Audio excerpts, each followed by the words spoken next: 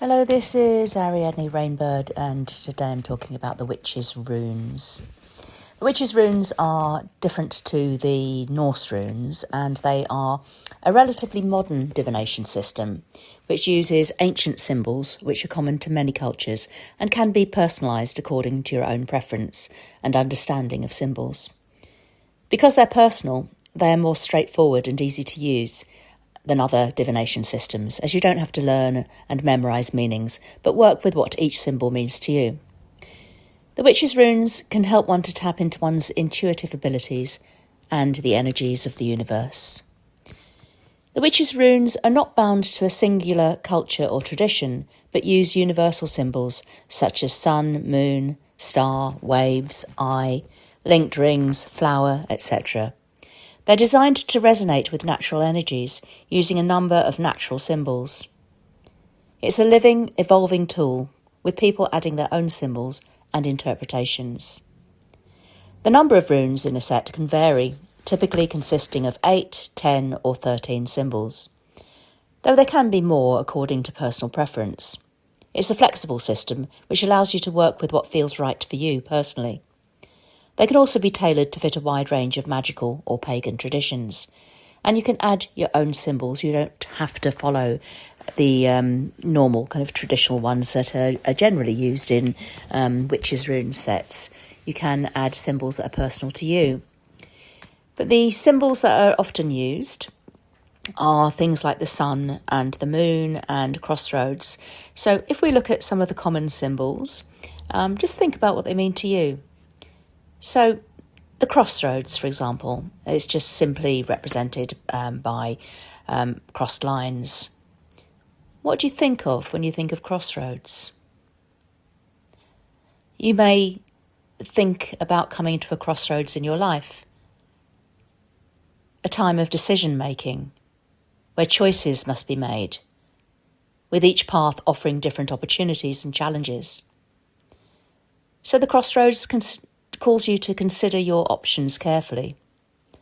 And it also tells you not to rush into things, but to be open to guidance from the universe and your intuition. The crossroads might also tell you to consider whether your current path is still serving you well or whether change is needed. And then we have the crossed arrows. And what do you think about when you see crossed arrows? It might suggest battle or war or arguments, negativity, being at cross purposes or conflict which needs to be resolved. It may indicate that one is coming across opposition. So it could be a warning about that. And with the eye. The eye may bring to mind things like insight and seeing things clearly, and the need for intuition and the need to examine things more closely and to look for the truth in situations. But eyes are also used as symbols of protection, so it could be a symbol of protection. It can also indicate a period of spiritual awakening and heightened consciousness.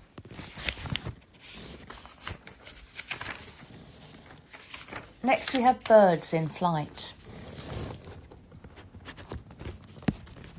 What do you think about when you think of birds in flight? You may think about freedom, liberation, the power to rise above challenges, the ability to break free from limitations or situations which have been holding you back. You might also think about travel and the chance to explore new horizons and seek out new experiences, or news or communication from friends and family who you haven't seen for a long time, being in touch with people at distance or travel to new places yourself. And then we have the ear of corn. What do you think of when you see an ear of corn? You may think about the harvest and what that represents, abundance and fulfillment, the rewards of hard work, a sign that your efforts are coming to fruition, but that the harvest is not the end, but that work must continue to perpetuate the cycle. And some of the grains harvested must be replaced in order to harvest again. And the ear of corn is also used in the Eleusinian mysteries, when people would be asked to contemplate the mystery in silence. So the ear of corn can also symbolise the mysteries and the potential within each of us. Then we have some plants growing, some younger plants rather than the end result of the harvest of the ear of corn. Some sets of Witch's Rune have this one instead of the ear of corn, some have both. And the plants growing symbolise growth. So this one may mean that you're beginning to see the results of effort and seeds planted, that your projects and personal growth are getting off to a good start and beginning to get results. You're entering a period of plenty where things are looking positive and abundant. It's a time to acknowledge the progress you've made and continue to nurture it, and then eventually you will reap a good harvest. Next we have the arrow. The arrow is similar to the Tiwaz rune in the Norse tradition, and also it's the top part of the astrological sign for Mars. And it's the rune of man.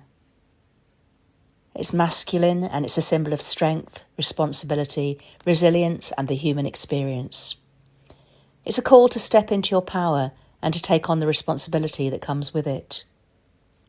It's a reminder that you have the strength and capability to face challenges, make decisions, and take charge of a situation. And from the man rune, we go on to the woman rune, which looks rather like the Greek letter gamma or a capital Y, or a uterus and ovaries. The woman rune is a symbol of feminine energy, intuition, creativity, nurturing and compassion. It calls us to connect with the feminine side of our nature, to embrace intuition and inner wisdom. A reminder that the feminine energy is a powerful force which can bring balance, healing and transformation. And then we have the moon, another feminine symbol, and some sets of Witch's Runes would have the moon rather than the woman symbol. Others might have the woman symbol and no moon. Some may have both. And if you're making your own Witch's Runes, it really is up to you which symbols you put in. So what comes to mind when you think of the moon? Perhaps you might think of the moon card in the tarot, which has a double meaning: illusion, delusion and deception, as well as introspection, reflection and intuition. So the moon can mean intuition, mystery and the cycles of life. It can indicate changes coming within the next 28 days, the lunar cycle. A reminder that not everything is as it seems on the surface, and that there may be hidden truths or insights to discover. The moon rune tells us to watch out for illusion, delusion and deception. It tells us that we need to take note of introspection and reflection, to explore our dreams or emotions, and to connect with our own natural cycles, as well as the cycles of nature. It can indicate a call to the unknown and embracing the mysteries. And then, after the moon, we have the sun rune. Again, think about the sun card in the tarot and what that means. So the sun is a rune of vitality, success and positivity. And it indicates a period of great energy and enthusiasm where success and abundance are within your reach. The light of the sun is shining on you, bringing warmth, growth and prosperity. Progress and personal enrichment in life are a big possibility, as well as healing and good health. It represents the conscious mind, intellectual pursuits, and the need to maintain a positive outlook and focus on the bright side of life. It encourages you to cultivate joy and gratitude and to share your light with others. And then we have the star, again relating to the star card of the tarot. And the star can represent hope, guidance, inspiration, and being guided by a higher force. It suggests that you're on the right path to fulfill your goals and dreams. The universe is supporting you, and you're being led towards your highest potential. It represents renewed hope and optimism.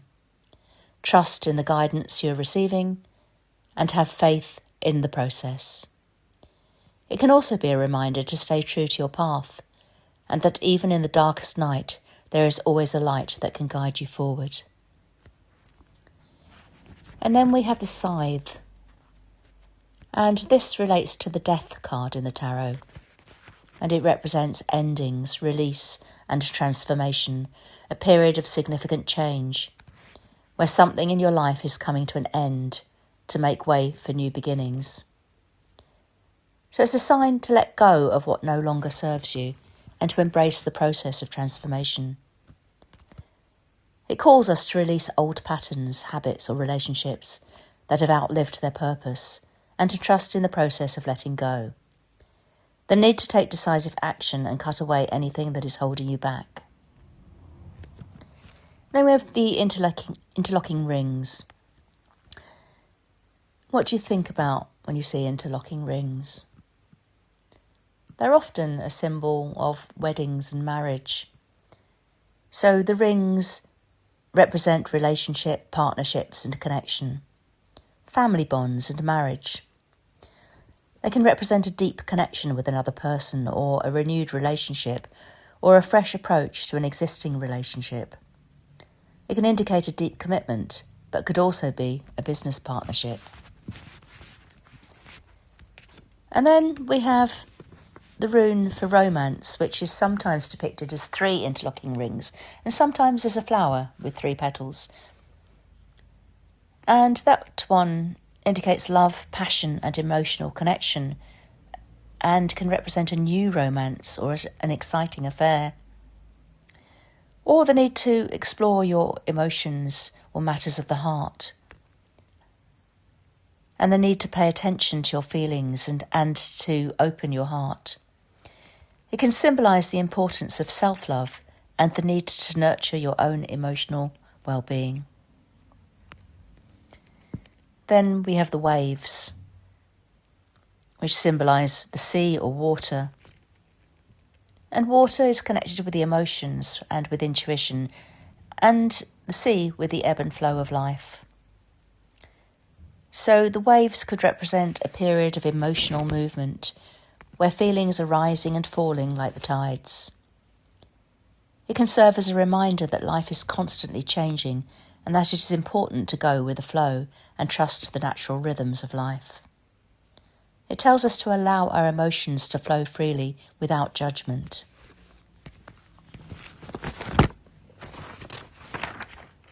And lastly, we have the double cross. What do you think of when you hear the words double cross? You think of people double crossing you. And the double cross represents a time of difficulty and pain. Negative influences will be predominant in your life for a period of time. But this is a necessary phase and a learning experience and can lead to improved personal perspectives and progress on your life's path.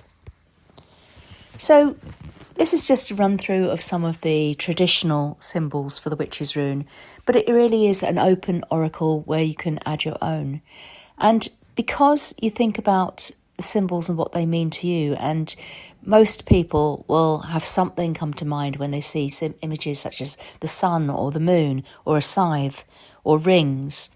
It doesn't really take any learning of meanings. You go by what you already know and your intuition. And you might have symbols that you want to add or to use instead of those symbols. And those will be symbols that are meaningful to you and you will know what they mean. So it's quite a simple oracle to use. I will do another video at some point which will go through some of the uses of the Witch's Rune.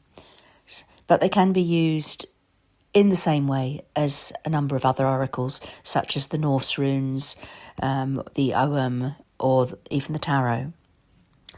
Thank you for watching this video, and if you enjoyed it, please like and subscribe to my channel.